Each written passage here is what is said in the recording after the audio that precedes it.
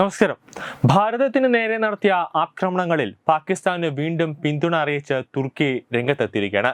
സംഘർഷങ്ങളിൽ പാകിസ്ഥാന് പിന്തുണ നൽകുന്നതായും തുർക്കി പ്രസിഡന്റ് റജബ് തായിബ് എർദോഗൻ അറിയിച്ചിരിക്കുകയാണ്. പാകിസ്ഥാനെതിരെ ഭാരതം നടത്തിയ പ്രത്യാക്രമണങ്ങളെയും തുർക്കി അപലപിച്ചിട്ടുണ്ട്. പാക് പിന്തുണച്ചതിന് പിന്നാലെ തുർക്കിക്കും അസർബൈജാനുമെതിരെ സമൂഹ മാധ്യമങ്ങളിൽ രൂക്ഷമായ വിമർശനങ്ങളാണ് ഉയരുന്നത്. അതിനിടെയാണ് എർദോഗൻ പിന്തുണ വീണ്ടും ആവർത്തിച്ചത്. പാകിസ്ഥാൻ തുർക്കിക്ക് അമൂല്യമായ സഹോദരനാണ്.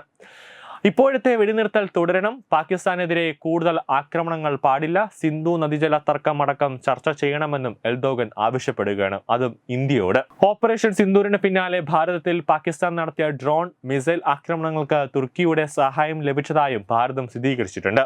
ആക്രമണം ഏറ്റവും ശക്തമായ മെയ് 8 മാത്രം 300 മുതൽ 400 വരെ ഡ്രോണുകൾ ഭാരതത്തിന്റെ വ്യോമാതിർത്തി ലംഘിച്ചെത്തിയെന്നാണ് വാർത്താ സമ്മേളനത്തിൽ കേണൽ സോഫിയ ഖുറേഷി വിശദീകരിച്ചത്.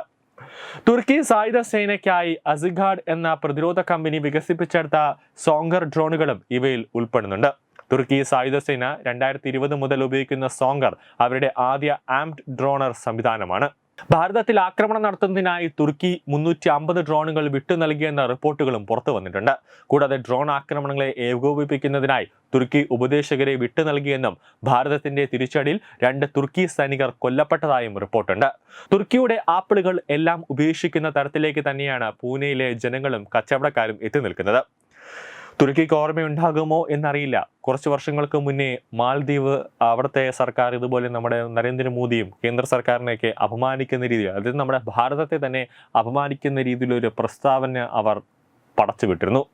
അതിനുശേഷം സ്വാഭാവികമായിട്ടും ജനങ്ങൾ തന്നെ തിരിച്ചടിച്ചു. അതായത് കേന്ദ്ര സർക്കാർ അതിനൊരു വിയോജിപ്പ് രേഖപ്പെടുത്തുന്നതിന് മുന്നേ തന്നെ ബോയ്ക്കോട്ട് മാൽദ്വീപ് എന്ന് പറഞ്ഞിട്ട് ഒരു വിയോജിപ്പ്, ഒരു ക്യാമ്പയിൻ തന്നെ ഇന്ത്യയിലെ ജനങ്ങൾ തന്നെ തുടങ്ങി. കൂടാതെ മോദി അന്ന് ലക്ഷദ്വീപിലൊക്കെ പോയി കടപ്പുറത്ത് ചെന്ന് ഒരു കസേരയൊക്കെ ഇരുന്നതോടുകൂടി തന്നെ മാൽദ്വീപിന്റെ പതനം തുടങ്ങി. അതിനുശേഷം പിന്നെ ഒരൊറ്റ ഇന്ത്യക്കാർ പോലും പിന്നെ മാൽദ്വീപിന്റെ മണ്ണിലേക്ക് കാലുകുത്തില്ല. നേരെ അവർ ലക്ഷദ്വീപിലേക്ക് പോയി. അവസാനം തകർന്ന് തരിപ്പണമായി കുത്തുവാള എടുത്ത മാലദ്വീപ് നേരെ മോദിയുടെ അടുത്തേക്ക് വന്ന് കാല് പിടിച്ച് 2 മന്ത്രിമാരെ ഞാൻ മന്ത്രിസഭയിൽ നിന്ന് പുറത്താക്കിയേക്കാം, കുറച്ച് പൈസ തരൂ, ഇവിടത്തുള്ള ഇന്ത്യക്കാരെ എല്ലാം കൂടെ മാലദ്വീപിലേക്ക് എത്തിക്കൂ എന്ന് മോദിയുടെ കാല് പിടിച്ചാണ് മുഹമ്മദ് മുർസി എന്ന് പറഞ്ഞത്. അതോടുകൂടിയാണ് ശരി, ഇന്ത്യക്കാരെ അങ്ങോട്ട് വിട്ടേക്കാം എന്ന രീതിയിലേക്ക് എത്തിയത്. അതേ ഒരു അവസ്ഥയാണ് ഇപ്പോൾ തുർക്കിക്കും വരാൻ പോകുന്നത്. പാകിസ്ഥാന് പിന്തുണ നൽകിയത് ഗൗരവമായി കാണാനാണ് കേന്ദ്ര തീരുമാനമെന്നാണ് സർക്കാർ വൃത്തങ്ങൾ വിശദീകരിക്കുന്നത്. തുർക്കിഷ് ഉത്പന്നങ്ങളും ഇവിടേക്കുള്ള ഉല്ലാസയാത്രകളും ബഹിഷ്കരിക്കാനുള്ള ആഹ്വാനം രാജ്യത്ത് ശക്തമാക്കുന്നതിനിടെയാണ് സർക്കാർ നീക്കങ്ങൾ. തുർക്കിക്ക് മറുപടിയായി മറ്റ് ഗൾഫ് രാജ്യങ്ങളുമായി വ്യാപാര ബന്ധം ശക്തമാക്കാനും ഇന്ത്യ ഒരുങ്ങുന്നതായാണ് റിപ്പോർട്ട്. രാജ്യത്തെ തുർക്കിഷ് കമ്പനികൾ അടച്ചുപൂട്ടണമെന്നാവശ്യപ്പെട്ട് ചില രാഷ്ട്രീയ പാർട്ടികളും രംഗത്തെത്തിയിട്ടുണ്ട്. പാകിസ്ഥാനുമായി അവിശുദ്ധ കൂട്ടുകെട്ടിലെത്തിയ തുർക്കിഷിന് മേൽ സാമ്പത്തിക ഉപരോധം ഏർപ്പെടുത്തണമെന്നാണ് RSS ബന്ധമുള്ള ചില സംഘടനകളുടെ ആവശ്യം. വ്യോമയാന ബന്ധങ്ങൾ താത്കാലികമായി വിച്ഛേദിക്കണം, നയതന്ത്ര ബന്ധത്തിൽ പൂർണ്ണ വിചിന്തനം വേണം, അതോടൊപ്പം തന്നെ ഇന്ത്യയിൽ നിന്നുള്ള വിനോദസഞ്ചാരം വിലക്കണം തുടങ്ങിയ ആവശ്യങ്ങളും ഉയർന്നിട്ടുണ്ട്. ഇനിയിപ്പോൾ കേന്ദ്ര സർക്കാർ ചെയ്യാൻ പോകുന്നത് എന്താണെന്ന് ചോദിച്ചു കഴിഞ്ഞാൽ, സെലിബി എയർപോർട്ട് സർവീസ്, തുർക്കിഷ് ടെക്നിക് തുടങ്ങിയ നിരവധി കമ്പനികൾ ഇന്ത്യയിൽ പ്രവർത്തിക്കുന്നുണ്ട്. പുതിയ സാഹചര്യത്തിൽ ഇവയുടെ പ്രവർത്തനം ഇന്ത്യ കൂടുതൽ നിരീക്ഷിക്കുമെന്ന് ഉറപ്പാണ്. രാജ്യത്തെ 9 പ്രധാന എയർപോർട്ടുകളിലാണ് സെലിബി എയർപോർട്ട് സർവീസ് പ്രവർത്തിക്കുന്നത്. ആകെ ബിസിനസിന്റെ കാൽഭാഗവും ഇന്ത്യയിൽ നിന്നുള്ളവരാണ്.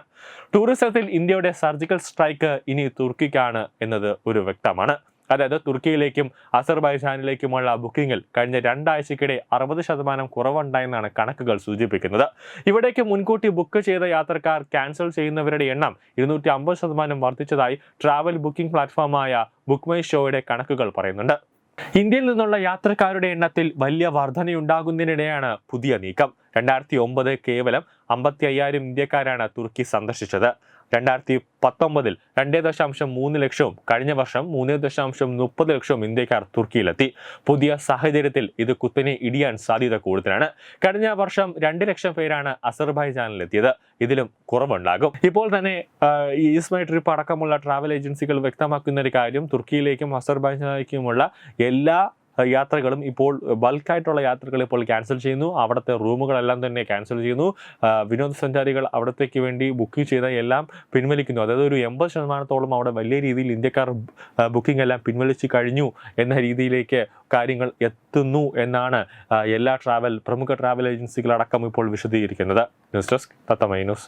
തുമ്പമൺ ശ്രീ വടക്കുംനാഥൻ ക്ഷേത്രം, അമ്പലക്കടവ്, പത്തനംതിട്ട. ശ്രീമദ് സ്കന്ദപുരാണ മഹാസത്രം.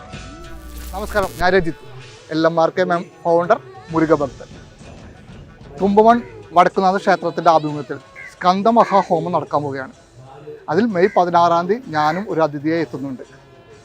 കേരളത്തിലും മുരുകഭഗവാന്റെ ഒരു എനർജിയുടെ ഒഴുക്കിൻ്റെ ഒരു തുടക്കം കുറിക്കലായി തന്നെ ഇതിനെ നമുക്ക് കണക്കാക്കുന്നതാണ്. അത് വളരെ വളരെ ആത്മീയ രംഗത്ത്, ഊർജ്ജരംഗത്ത്, കേരളത്തിൻ്റെ ഊർജ്ജരംഗത്ത് വളരെ വളരെ ഇമ്പോർട്ടൻ്റ് ആയ കാര്യമാണ്. അതുകൊണ്ട് ആ ദിവസം നിങ്ങളെല്ലാവരും വന്ന് ആ ഭഗവാന്റെ അനുഗ്രഹം കിട്ടാനും അതിനുവേണ്ടി ശ്രമിക്കണം എന്നുള്ളൊരു ആഗ്രഹത്തിലാണ് ഞാൻ ഈ വീഡിയോ ഇടുന്നത്. അപ്പോൾ മെയ് 16 ഞാൻ അവിടെ ഉണ്ടാവും. നമുക്കെല്ലാവർക്കും നേരിട്ട് കാണാം. എല്ലാവർക്കും മുരുകന്റെ അനുഗ്രഹം കിട്ടട്ടെ. ഓം ശരവണ ഭവായ നമഃ.